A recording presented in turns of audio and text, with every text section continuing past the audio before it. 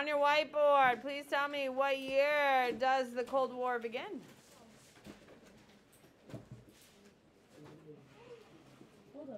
What year, Bo? 1945. What year does the war end? Cold War. Sailor. On your whiteboard, please tell me, what is the name of the two sides of the Cold War?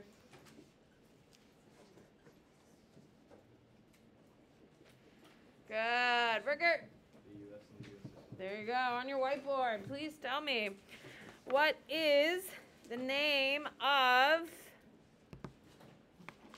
forget what's in this unit. No, I got this. On your whiteboard, please tell me, what year does India gain its independence? What year? 1947. What is the name of the dude who earned India its independence? Good. Ella. Gandhi. On your whiteboard, did Gandhi want a one-state or two-state solution? What is it, Emily? One. Who is the dude who wanted the two-state solution? Who is it, Wade? Muhammad Ali Jinnah. What is it called when India gains its independence and the lines for Pakistan are actually drawn? It starts with a P. What is it, Christian? Partition. It is partition. On your whiteboard, please tell me, what is the name of the other state that is created in 1947? Okay. You're not wrong, but you're not. Okay. What is it, Cyrus? What other state is created in 1947? Wait. Israel. That's the one I wanted. It's fine. Both of them are correct, though. Israel. On your whiteboard, what governing body was instrumental to the creation of Israel? Good. Governing body. So it can't be U.S. Who is it, Sailor? UN. On your whiteboard, please tell me, what country is Israel carved out of? Good. Roth. On your whiteboard, please tell me, what is the Z word for the movement of Jews to get their homeland? Christian. Zionism. On your whiteboard, who's the dude behind Zionism? Starts with an H. His last name is, I've taught this to you. It was weeks ago. You'll see it again. Herzl.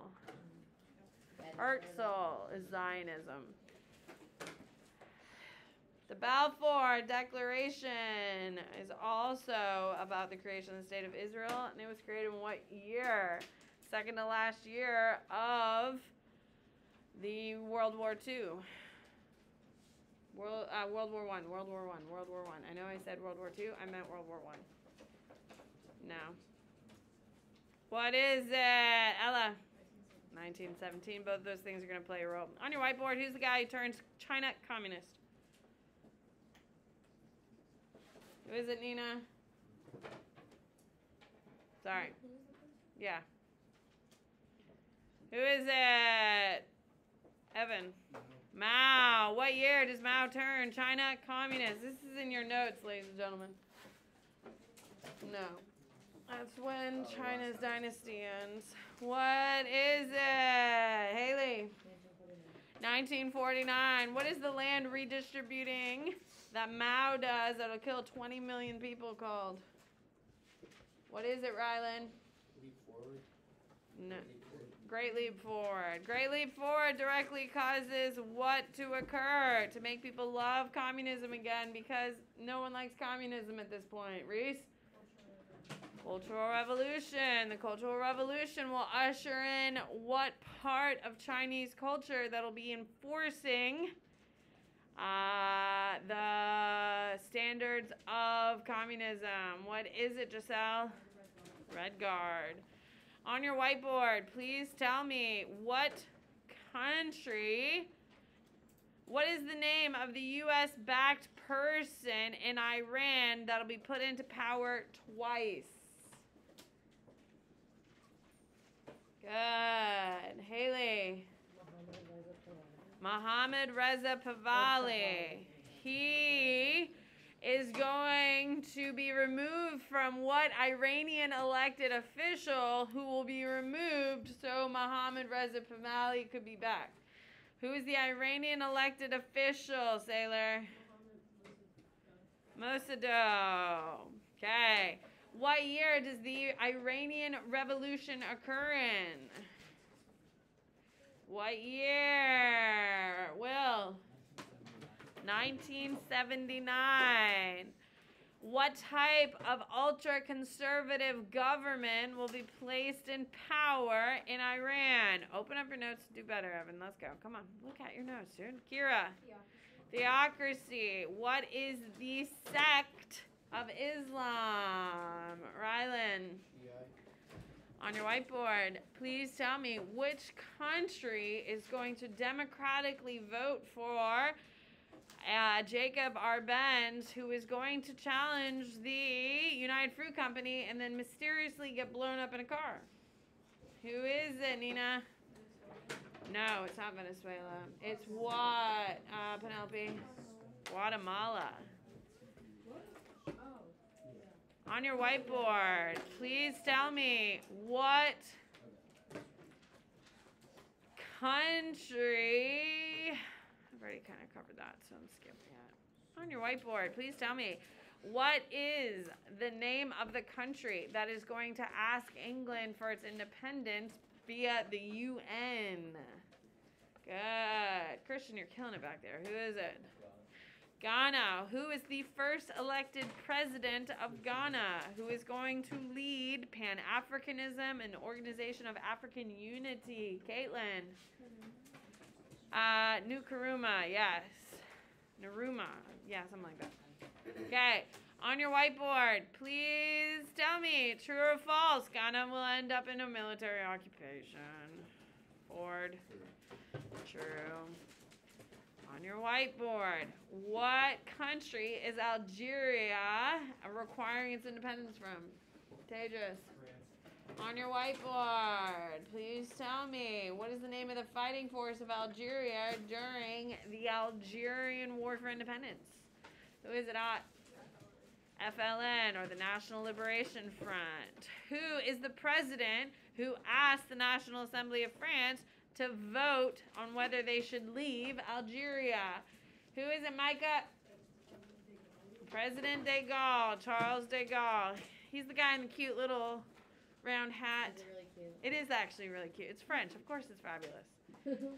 On your whiteboard, please tell me, true or false, Algeria ends up in military occupation.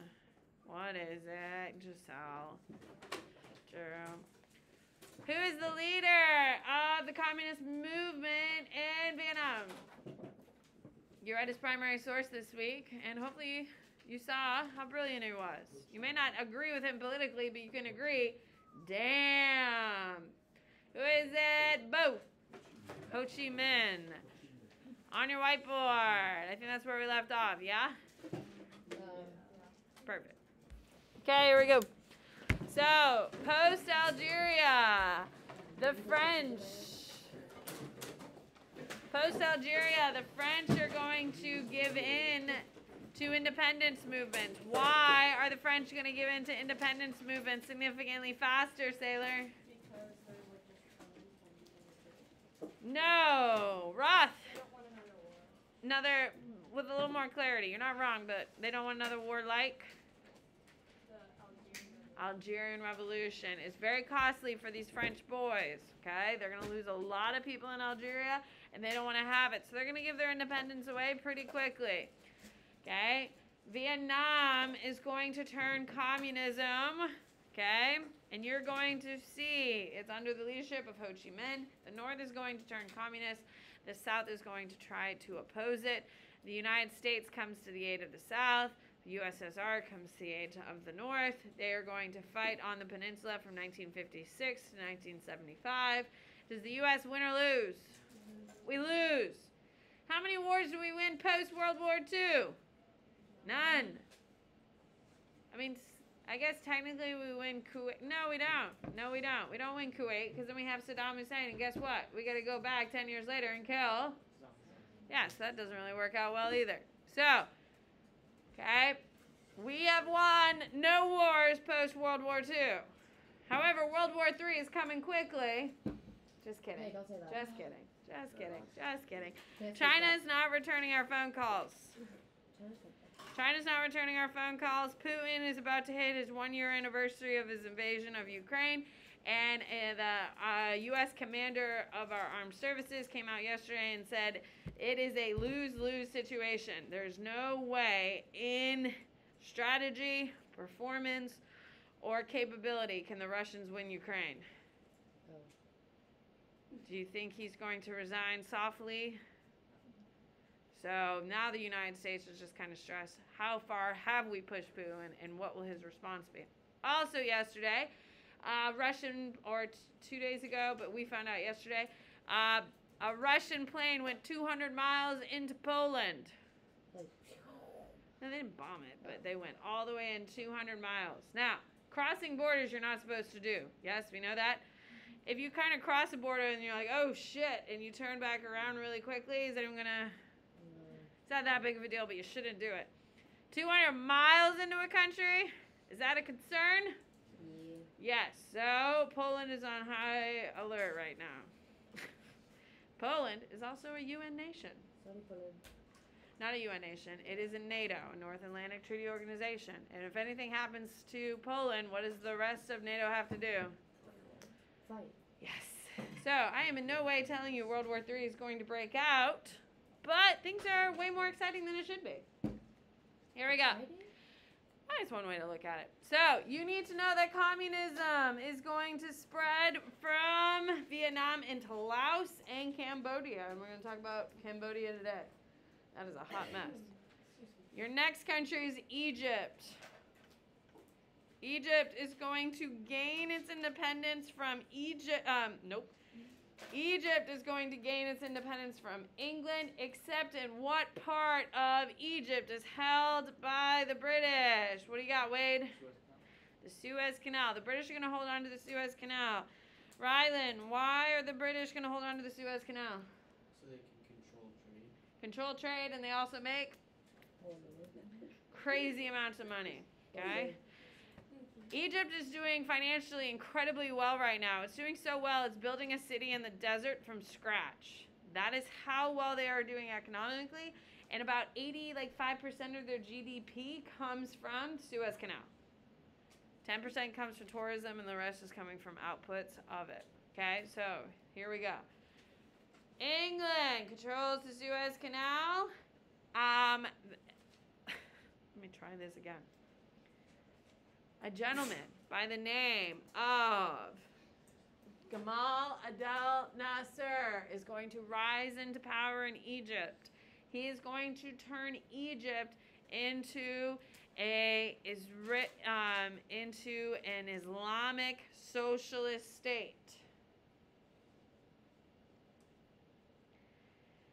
He is going to create a movement called Pan-Arabism, or the support of Arab nations by other Arab nations. It's incredibly successful and is the foundation for what will eventually become OPEC, which is one of the most absolutely powerful institutions anywhere in the world. Okay, so incredibly influential. Nasser is one of the biggest top 100 people of the 20th century. He's that big. Now he's towards the back, but he's on the list. You need to know that Nasser is going to invade the Suez Canal in 1956, and he takes it from England.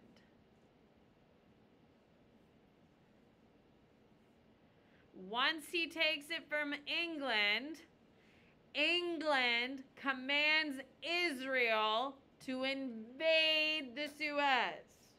Why is that controversial? Let's unpack that. Why is that controversial, Wade? Because they don't own it. No. Why, Roth? They're Arab. Who's Arab? Israel is not Arab. They're Jews. Yeah. Why is that super controversial? Hi. Does anyone like Israel being in Israel except for the Jews? No one likes it. So to take a highly controversial state like Israel, who all the Arabs hate, then to invade the Suez Canal, which the Arabs are trying to take back as a sign of oppression of imperialism, is like double controversial. It's a big deal. So much so, the United States rejects and disapproves of this action. So, for the first time post-World War II, England and the United States are on opposing sides for the first time. Guess who also agrees that England should not have done that? The USSR. It's like the first time they agree on something. Isn't that wild? Okay. You need to know that the Suez Canal is going to be attacked and won by the Egyptians. The British are going to command Israel to go and fight it. Israel shows up. They lose. Egypt gets the canal. But it is going to lead to more anti-Israel sentiment.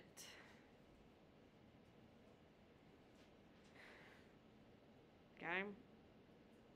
Now, you do need to know that the UN is going to do all of the policing of the Suez Canal, but all the money goes to what country? Egypt. Because why? Where should it go?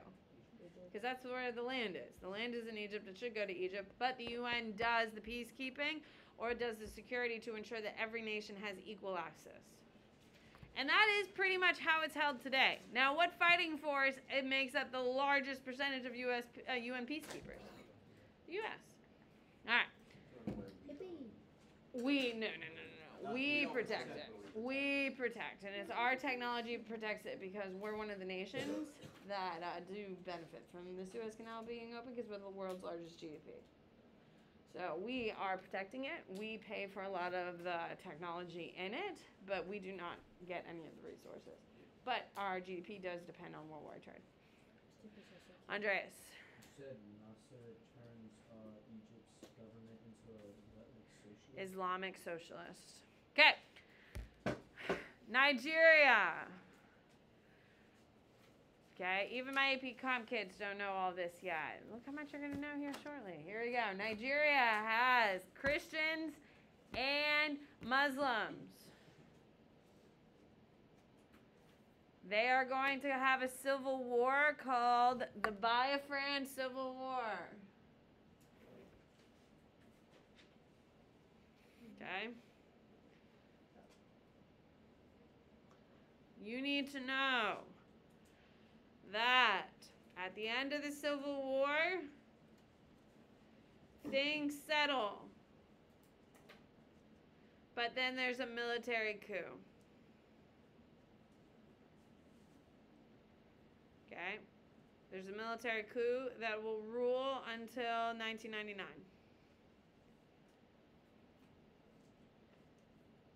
Okay.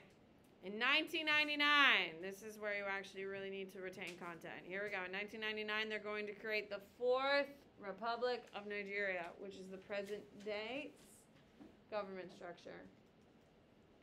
The Fourth Republic of Nigeria, you need to know it's divided into 36 states.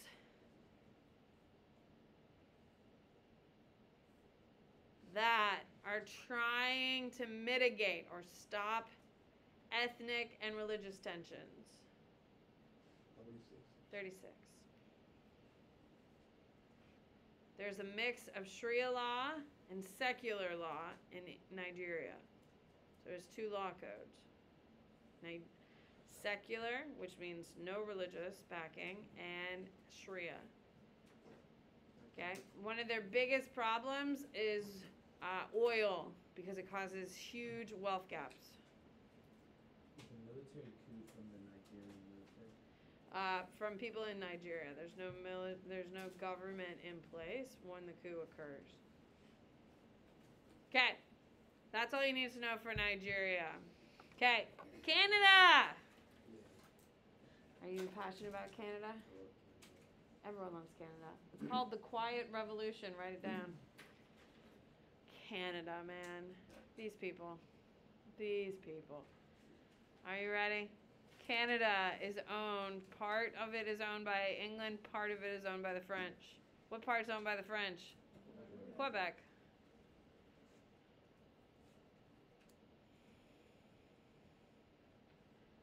Okay. So, what's going to happen in the 1960s? It's open. I don't know why they don't try the door. In the 1960s, the Canadian government is going to ask for independence. Okay? And both England and France are going to give it to them. Really? Can you have that door for me? Okay? So in the 1960s, they're going to ask, okay, for independence and a couple of terrorism, a little bit of terrorism sprinkled in there, and they're going to get their independence pretty quick. Okay? So, they are, in the 1960s, they're going to ask for independence. The Canadians are going to do a little bit of terrorism, okay? They bomb a couple places, and then England and France are like, have it. And that's how Canada got its independence. No one died in these terrorist attacks. Isn't that wild? They just blew up empty buildings. They told everyone to leave, and they blew up the building. That's nice. Don't they still use like British money? Yes, they're in the Commonwealth, which we're going to study in 2 weeks, which is why they have like a deep affiliation still, which is why they're like super heavily revered by England and France. Yes, because they're also part of the Commonwealth, but they're trying to get the hell out, actually.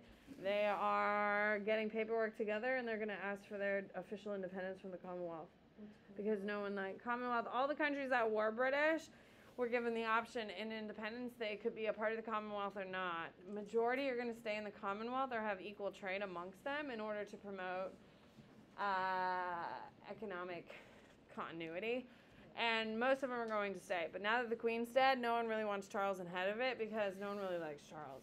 So a lot of countries are like, we're getting the hell out. So, Emily, did you have a question, my love? No, because it allows open trade between countries that are already trading. So instead of cutting supplies and then waiting for new treaties to be aligned with, it allows for continued continuity. So you're not losing money in that gap. You know how, like, if you quit a job and then you start your next job, there's like a really delayed paycheck, and it's kind of like, oh man, how am I going to pay the bills? That's what they're all avoiding by signing up for the Commonwealth. So they're independent, but they have direct ties. Okay, that's why the Queen was in charge of like 83 countries when she died. Because she didn't really in the way of imperialism, but she was because of the Commonwealth. All right, here we go. Israel is your next one. A lot of this you shouldn't have to write down. Okay? You should know about the Zionist movement. That's going to start in 1897 under Herzl, Theodore Herzl. You know that Palestine is where the Israelis are going to, where Israel is going to be carved out of. You know the Balfour Declaration, which was signed in 1917, says they want this territory for the Jewish state. You know England had a mandate in this territory, which is why they did it in Palestine. They wanted it in Palestine. The British controlled Palestine, so they did it. Now, this is the new part. The British are going to spearhead it, spearhead the creation. The U.S. are going to be the military might, and the UN are the ones who do all the paperwork. So, the U.S., the U.K.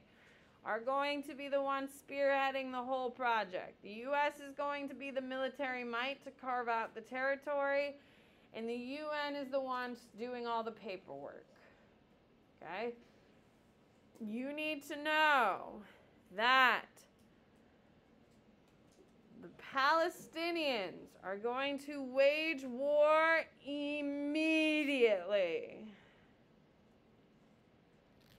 And other Arab nations will join in. Why are other Arab nations pissed off? Come on now, help a girl out. Why, Nina? No, it's not that. It's not the Jews. It's not the fact that they're a different faith. Now, the rest of the region is all Islamic, so having a foreign group that's not in the homogeneous is not. It's not Islamophobia. It's not anti-Semitism. What is it, Haley? The lost land of Jerusalem. What? They were upset about the lost land of Jerusalem. Well, yeah, but like, what is the big thing, Andreas? Because the Jewish would invade them and having No, they're not invading. I mean, they take over this territory, but what's the big problem? Sailor. Like they took the territory and they didn't let it pass. Okay, the fact that it was a mandate and all that stuff, fine, taking the territory. Ladies and gentlemen, did anyone listen to the Arabs? No. Did anyone care? No. Also, keep in mind, who is now carving out this territory? The United States. Who is protecting Israel today? United States. Imagine having one of the most powerful nations in your backyard. Would that make you happy or cranky? And that is a huge problem. So remember, all of these territories are finally starting to gain their independence, and then the United States shows up and carves out this whole territory. Doesn't that seem a little suspicious? Hello? Okay. You need to know that the Israeli conflicts cause refugee crises all around the Middle East. What is a refugee, Emily? Isn't it like someone that, like, in a war where you, like, I don't know how to, like, explain. What is a refugee, Ella? Someone who's lost their home through, like, the war. Yeah, absolutely. There's refugees from either natural disasters or by conflict. Okay? The Israeli conflicts are going to cause one of the largest exodus of refugees anywhere in the world. Does anyone really handle refugees well? No. People don't like them. They become a burden to the governments that they go to. Here in the United States, are we super welcoming to refugees? Not always. We are really welcoming when we really support something like Ukraine. We've opened our doors to the people of Ukraine and we've welcomed these people from Ukraine. Yes? Okay? It's a little hypocritical because there's other war-torn nations, and how do we feel about their refugees? Yeah, we reject them. So we kind of pick and choose who we like. We're very generous. We give a lot of money. Anyway, so Israel creates a ton of refugees. You need to know that because of this Suez Canal conflict, tension in the region is even higher because everyone is pissed off that now Israel is directly responding to Arab issues on behalf of Western powers. That's why the Suez Canal thing is such a big deal. It is going to cause the 6-day war.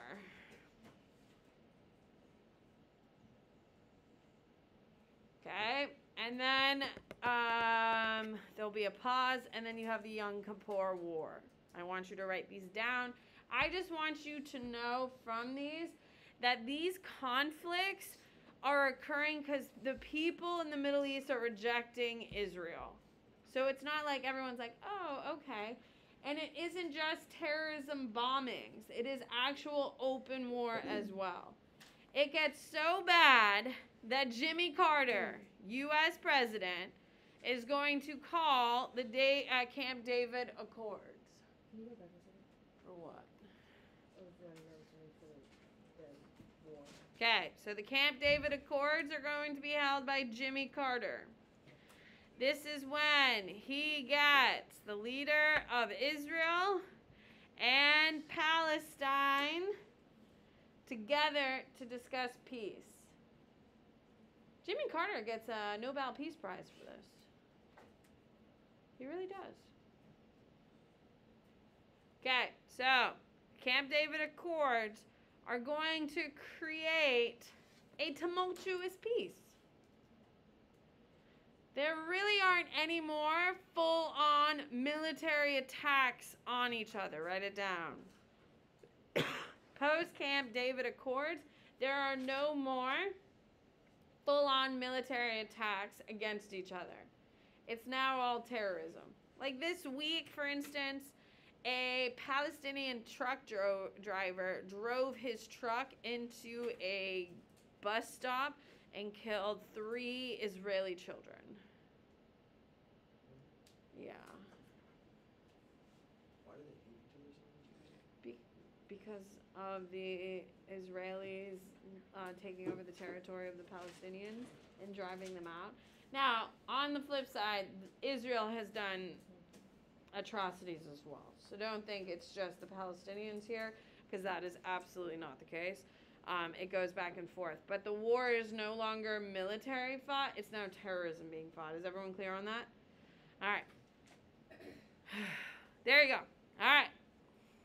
Cambodia is your next. Is this a great time to be post-colonial? No. No. And when people are like, see, imperialism isn't that bad. Yeah, it's kind of bad. Things aren't really going well.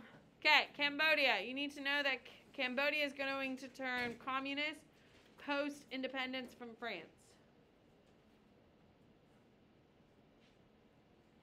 You have the Khmer Rouge right here versus capitalists. Khmer Rouge is going to serve under Pol Pot. What do you got, Ella? Why do all these former imperialist countries switch to communist afterwards? Is because they just want like a They want to reject the West. So it's just like deliberately like a backlash. Yeah, absolutely. It's just like the next president of the United States is probably not going to be a Democrat. It's probably going to be a Republican, because once it swings one way, it swings the other way. Just like we had Donald Trump, who was very divisive. Now we have a Democrat who now has turned incredibly divisive. So it's probably going to go back to the Republicans. Does that make sense? So typically when you have a swing one way, it will correct itself by swinging the other way. Do most of these nations, like Vietnam, eventually turn capitalist again? They eventually, yeah. Cambodia is going to turn capitalist in 1991. Okay, so Cambodia is going to turn communist under the Khmer Rouge, under Pol Pot. You need to know that it is going to cause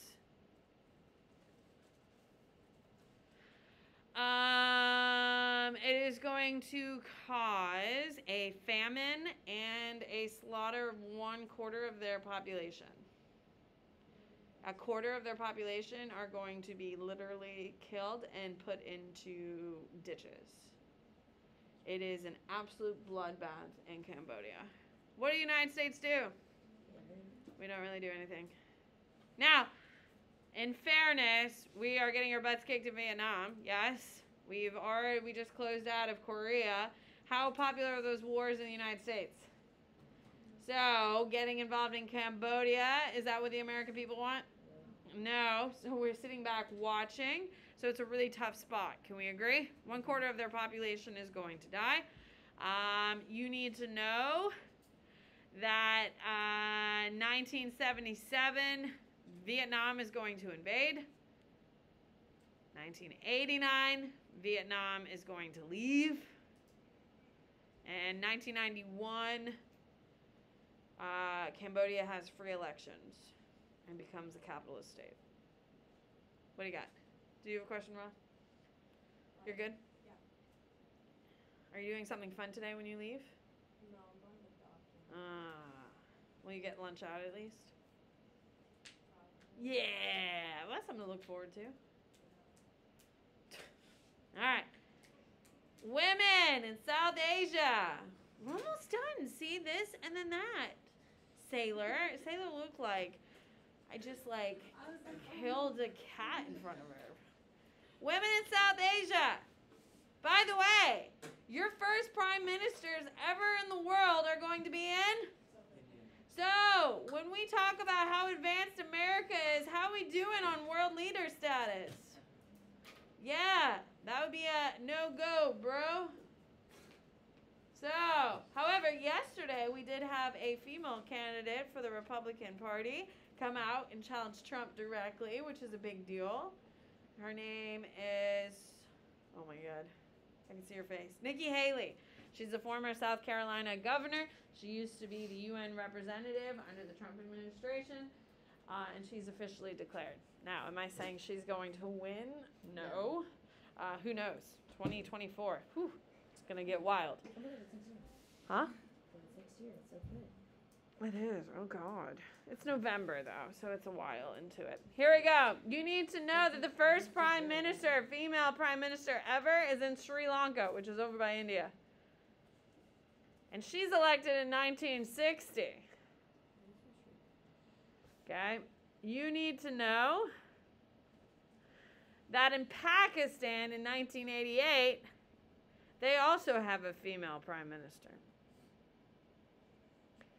And then in 1966, we have Indira Gandhi. It's not Gandhi's kid. Gandhi is a very popular surname.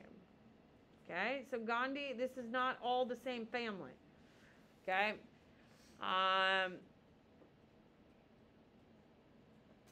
There you go. Okay, so we have 3 women in power. They're pretty successful in their own ways. I mean, they're as successful as men are. So here we go. All right. What's the matter? There you go. All right. And then I think we're okay. Tanzania's not on your test tomorrow. Okay. You do need to know that people are migrating heavily post-World War II. Why are people moving around the world significantly in larger droves than ever before? Sailor. Refugees, war-torn nations, all of those things. People are moving a lot more post-World War II. Yes. Yeah, that's it. See, Sailor? Oh, I've never seen the end. I thought we were almost done, and then there was another slide, and I just said,